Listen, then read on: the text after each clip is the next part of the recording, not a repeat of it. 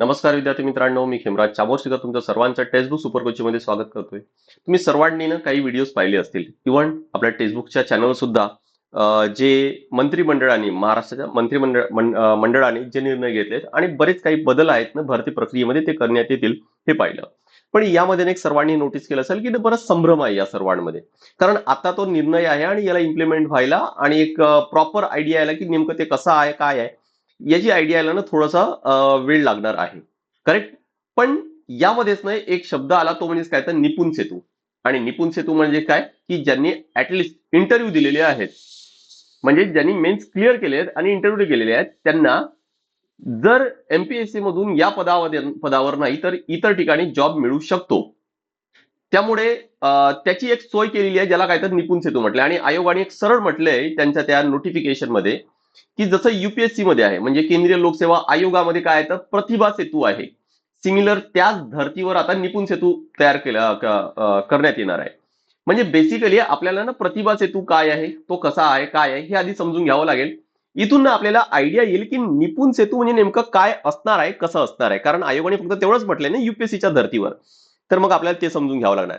मग प्रतिभा सेतू नेमकं काय आहे आणि हा समजून घेतल्यानंतर तुम्हाला स्वतः डिसाईड करता येईल की हा खरंच एमपीएससी साठी प्लॅन बी आहे किंवा नाही आहे. कारण आपल्याला दोन्ही बाजू सगळे आस्पेक्ट समजून घ्यावं लागणार आहे आणि म्हणूनच इथं हा निर्णय स्वतः तुम्हाला घेता येणार आहे.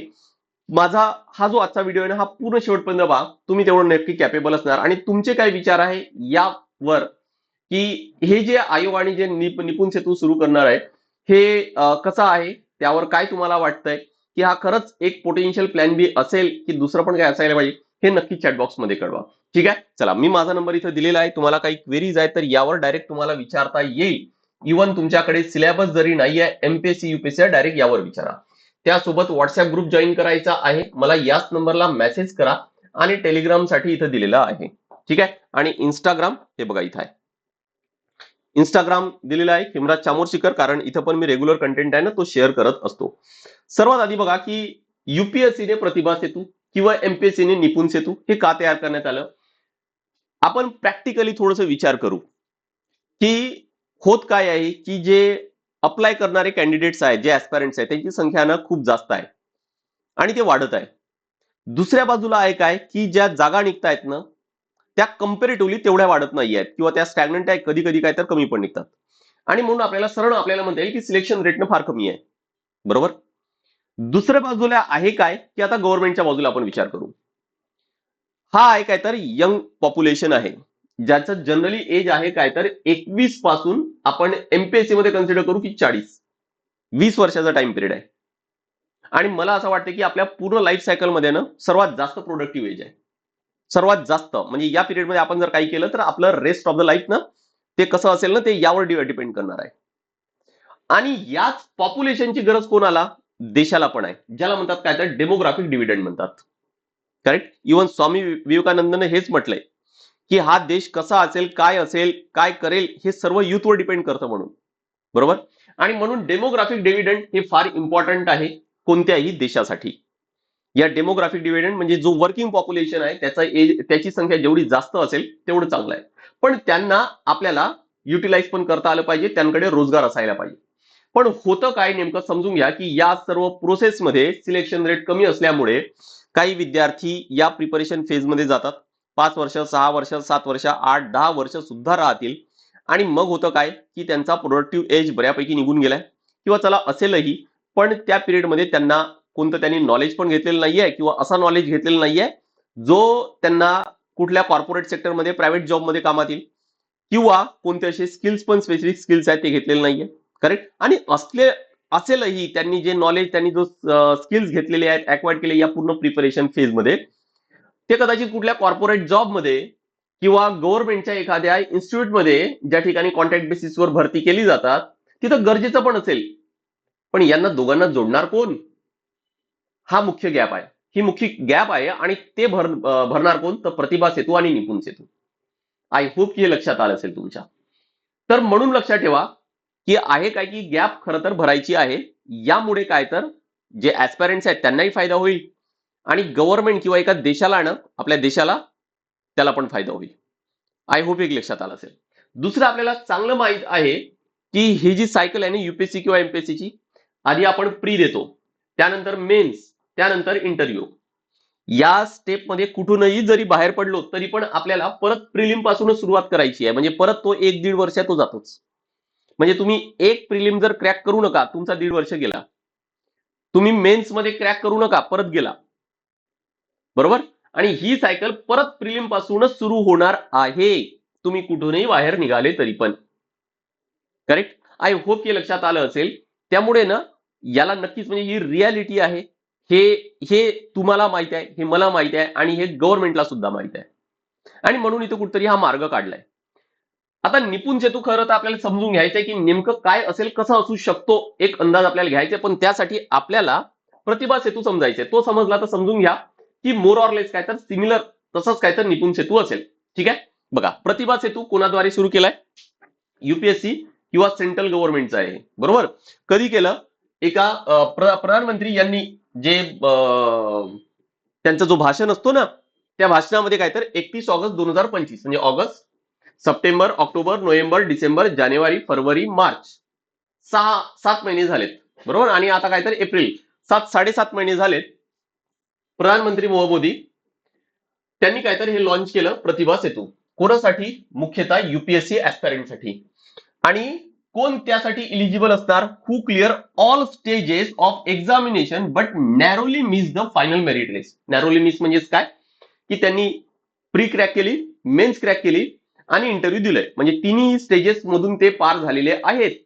पण शेवटी काय की जी लिस्ट लागते त्यामध्ये मेन्स आणि इंटरव्ह्यू या दोघांचे मार्क्स कन्सिडर केले जातात. पण या दोघांची जी मार्क्स आहेत ना, समजा की कट ऑफ लागला 950चा आणि त्या एखाद्या ऍस्पायरंटला 945च मार्क आहे. किती? फक्त 5च मार्क. म्हणजे त्याला 5 मार्क मिळाले असते तर तो क्लास 1 अधिकाऱ्याच्या कॅपेबल आहे.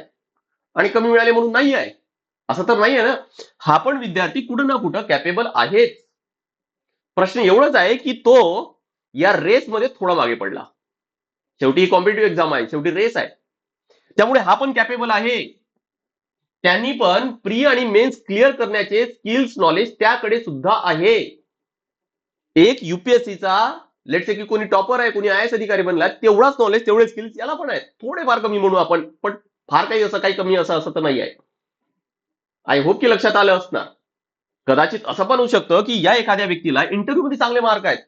कदाचित कोणी असू शकतो की ज्याला मेन्स मध्ये खूप चांगले मार्क आहे, म्हणजे त्याचे रिटर्न स्किल्स आहेत खूप चांगले आहेत, पण इंटरव्ह्यू मध्ये कमी पडलेत. बरोबर. आणि याच विद्यार्थ्यांना, हेच विद्यार्थी काय असेल तर जे प्रतिभा सेतू आहे त्यासाठी एलिजिबल असणार आहे. हे काय आहे? सेतू. सेतू म्हणजेच काय? सेतू म्हणजे ब्रिज, म्हणजेच काय तर पूल. तर हा एक पूल आहे. कशाबद्दला? हे असे टॅलेंट ज्यामध्ये आहे आणि जे अपॉर्च्युनिटी आहे. कारण याकडे जे स्किल्स आहे, याकडे नॉलेज आहे, गव्हर्नमेंटच्या या पदावर तर पाहिजेच, पण त्यासोबत इतर काही असे पण फील्ड असतील जिथं पण यांची गरज पडणार आहे. पण ती अपॉर्च्युनिटी कदाचित या व्यक्तीला नाही माहित की ती अपॉर्च्युनिटी नेमकी आहे कुठं. कदाचित ते कॉर्पोरेट सेक्टरमध्ये, कदाचित एनजीओ मध्ये, कदाचित गव्हर्नमेंटच्या कुठल्या तरी रिसर्च इन्स्टिट्यूटमध्ये कुठेतरी असू शकते. पण ही अपॉर्च्युनिटी नाही माहिती आहे. आणि म्हणून या दोघांमध्ये जे गॅप आहे किंवा हा जो गॅप आहे ना, ते एका पुलाद्वारे बांधण्याचा प्रयत्न केलाय. कशामुळे? प्रतिभा सेतू हा एक पूल आहे. करेक्ट. याचा लॉंग फॉर्म सुद्धा दिलेला आहे प्रतिभा सेतूचा, professional resource and talent integration bridge for hiring aspirants. Nipun सेतूमध्ये अजून पण काही लॉंग फॉर्म दिलेला नाही आहे. बघू आता की युपीएससीच्या धर्तीवर म्हणत काय त्याचा पण एखादी लॉंग फॉर्म बनतोय का पुढे जाऊन, गव्हर्नमेंटचं काय देतं काय लक्षात, पुढे जाऊन लक्षात येईल. ठीक आहे, लॉंग फॉर्म आपल्या काही कामाचं नाहीये. नेचर कसा असेल बेसिकली तुम्हाला एक आयडिया देतो की बेसिकली हा आहे काय. नोकरी.com आहे किंवा लिंक्डइन आहे, बस सिमिलर तसंच काहीतरी असेल हे, की ज्यामध्ये कोण फक्त रजिस्टर करू शकतील हे असे ऍस्पायरंट्स की ज्यांनी प्री मेन्स इंटरव्ह्यू दिलेले आहेत. आणि त्याच प्लॅटफॉर्मवर कोणी पण रजिस्टर केलेले आहेत जे एम्प्लॉयर्स आहेत. आता एम्प्लॉयर मध्ये कोण कोण असू शकतात? एम्प्लॉयर मध्ये कोण कोण असू शकतात तर बघा, government link organisation, PSUs, research institute, universities किंवा प्रायव्हेट कंपनी सुद्धा ते पण रजिस्टर असतील. म्हणजे जर हा असा एखादी कॅन्डिडेट आहे तो त्यांच्यापर्यंत पोहोचू शकतो आणि यांना या स्किल्सची गरज आहे ते पण तिथून शोधू शकतात. सो मोर ऑर लेस काय आहे हा, एखादी Naukri.com किंवा लिंक्डइन सारखा हे तशी काहीतरी सोय आहे. कारण आहे काय, हे डिजिटल रिक्रुटमेंटच आहे, दुसरं तिसरं काही नाही आहे. आणि काय तर नॅशनल टॅलेंट पूल, म्हणजे एक ज्याला हे थोडासा कट ऑफ मिस झालेला आहे त्यांनी लक्षात ठेवा की हा एक टॅलेंट आहे, एक पोटेन्शियल आहे, एक चांगला टॅलेंट आहे. करेक्ट. तर तो टॅलेंट काय तर या वेगवेगळ्या ऑर्गनायझेशनला आहे ना ते मिळू शकतं. कोण इलिजिबल आहे, बऱ्यापैकी तुमच्या लक्षात आलं असेल, अपियर्ड इन पर्सनॅलिटी टेस्ट, म्हणजेच काय की ज्याला आपण जनरली इंटरव्ह्यू म्हणतो, पण युपीएससी मध्ये त्याला पर्सनॅलिटी टेस्ट म्हणतात. प्रोव्हाइडेड रिटर्न कन्सेंट, लक्षात ठेवा, प्रोव्हाइडेड रिटर्न कन्सेंट म्हणजेच काय की समजा की मी एक ऍस्पायरंट आहे, मला थोडंसं काही मार्कांनी माझं फायनल लिस्ट मध्ये, मेरिट लिस्ट मध्ये नाव हुकलंय, तर माझं नाव हा या प्लॅटफॉर्मवर जायला पाहिजे की नाही, तर त्यासाठी मला कन्सेंट द्यावं लागेल, मला मान्यता द्यायला लागेल की हो माझं रजिस्ट्रेशन प्रतिभा सेतूला करायचंय. जर मी ते टिक नाही केलं तर माझं जाणार नाही. म्हणजे आधी माझी परमिशन घेतल्या जाणार की मला बाकीचे जे एम्प्लॉयर्स आहेत, मग ते प्रायव्हेट असेल किंवा एक युनिव्हर्सिटी आहे किंवा रिसर्च इन्स्टिट्यूट आहे, हे मला अप्रोच करू शकतात की नाही त्यांच्यासाठी, त्यांच्याकडे जे जॉब आहेत त्यासाठी. म्हणून रिटर्न कन्सेंट असेल. आय होप की इथून एक लक्षात आलं असेल की नेमकं प्रतिभा सेतू युपीएससीचं काय आहे. इथून फायदा कोणाकोणाला आहे बघा, इथून फायदा कोणाकोणाला आहे. ऍस्पायरंट्सला आहे, कारण त्यांचे जे एफर्ट्स आहेत त्यांना रिकॉग्निशन मिळेल, कारण त्यांनी जी मेहनत केलेली आहे ती काही कमी तर नाही आहे. अल्टरनेटिव्ह करिअर पाथ आहे, कारण शेवटी आपल्याला करिअर तर करायचं आहे आणि ज्या सर्वांसाठी आपण प्रयत्न करतोय ती एक रेस आहे, लिमिटेड जागा आहेत. पण इथून काय की ऑप्शन तयार होतील, आणि ज्याला जनरली आपण प्लॅन बी म्हणतो ना, हा एक सगळ्या प्लॅन बी पैकी हा एक नवीन प्लॅन बी आहे असं नक्की म्हणता येईल. Reduction of psychological and financial burden of repeated attempt, कारण तुम्हाला सांगितलं की प्री मेन्स इंटरव्ह्यू परत सुरू करायचे, प्री पासूनच करावं लागतं, त्यामुळे बर्डन, फायनान्शियल बर्डन आहे किंवा सायकोलॉजिकल बर्डन आहे तो वाढतो. कदाचित असं करता येईल की प्लॅन बी आहे, प्रतिभा सेतू मधून जॉब जॉईन करा आणि सायमल्टेनियसली साईड बाय साईड काय तर तुमचं प्रिपरेशन आहे ना ते पण सुरू ठेवता येईल. बरोबर की नाही. म्हणजे जॉब आहे आपल्याकडे, एक सिक्युअर्ड आहोत आपण फायनान्शियली आणि आपल्या करिअरच्या बाबतीत, आणि दुसऱ्या बाजूला काय की आपलं प्रिपरेशन पण सुरू आहे. बरोबर. सो म्हणून काहीतरी एक मोठा बेनिफिट कोणाला, ऍस्पायरंटला आहे. दुसरं एक कोणाला बेनिफिट आहे, एम्प्लॉयरला. एम्प्लॉयर कोण कोण आहे ते सांगितले मी तुम्हाला, पण या एम्प्लॉयरला नाही, एक असं समजा की अख्ख्या भारतातील टॅलेंटेड, स्किल्ड असा मॅन पॉवर आहे ना हा मिळतोय म्हणून. कारण शेवटी जर कोणी प्रायव्हेट जरी कंपनी असेल तरी पण त्यांना हायरिंग प्रोसेस आहे ती राबवावी लागतेच. इथं काय, इथं ऑलरेडी जे प्रूव्हन आहेत, ज्यांनी स्वतःला प्रूव्ह केलेलं आहे ते कॅन्डिडेट मिळत आहे. So access to pool of highly skilled, discipline and rigorously tested candidates आहेत. हे यांना या हे जे आहेत ना, युनिव्हर्सिटीज आहेत किंवा प्रायव्हेट कंपनीज आहेत, रिसर्च इन्स्टिट्यूट आहेत, यांना हे हायर करण्यासाठी खूप मेहनत करायची गरज नाही पडणार. रेडीमेड कॅन्डिडेट आहेत ना ते सॉर्ट आउटच करून दिलेले आहेत. आता कदाचित त्यांचा इंटरव्ह्यू घेऊन जे कॅपेबल आहेत त्यांना जे काही असतील ना, फक्त तेवढ्याच कॅन्डिडेटला त्यांना इंटरव्ह्यू घेऊन किंवा काही टेस्ट करून ते हायर करतील कदाचित.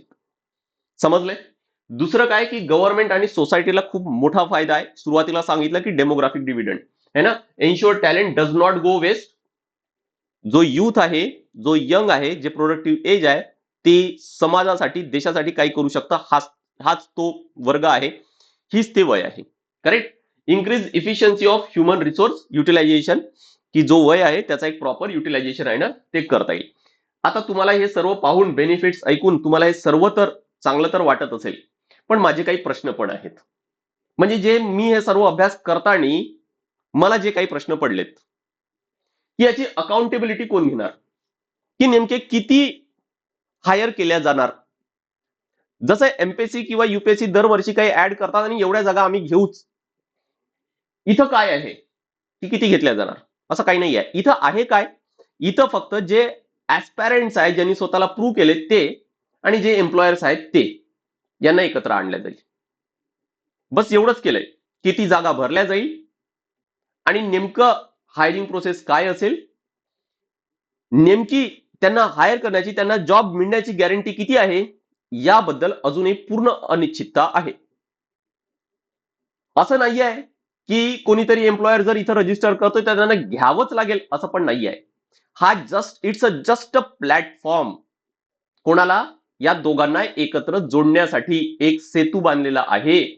बस एवढंच आहे. आता त्यातून इकडून इकडे किंवा इकडून इकडे कोण जाणार त्या सेतूवरून, त्या पुलावरून, हे तर वेळ आल्यानंतर कळेल, ज्यावेळेस काही आकडे आपल्या समोर येतील की नाही या वर्षी एवढे कॅन्डिडेट्स या कंपनीने, त्या रिसर्च इन्स्टिट्यूटने हायर केलेत, त्यावेळेस लक्षात येईल. तेव्हा लक्षात येईल प्रतिभा सेतू खरंच एक चांगला डिसिजन होता किंवा निपुण सेतू एक चांगला डिसिजन होता. करेक्ट, पण सध्या तरी नाही. त्यामुळे ही अकाउंटेबिलिटी सध्या कुणावरही नाही, ना गव्हर्नमेंट, ना युपीएससी और एमपीएससी. इथं लक्षात ठेवा, हा प्रतिभा सेतू आहे ना, तरी पण इथं युपीएससीचा काहीच रोल नाही.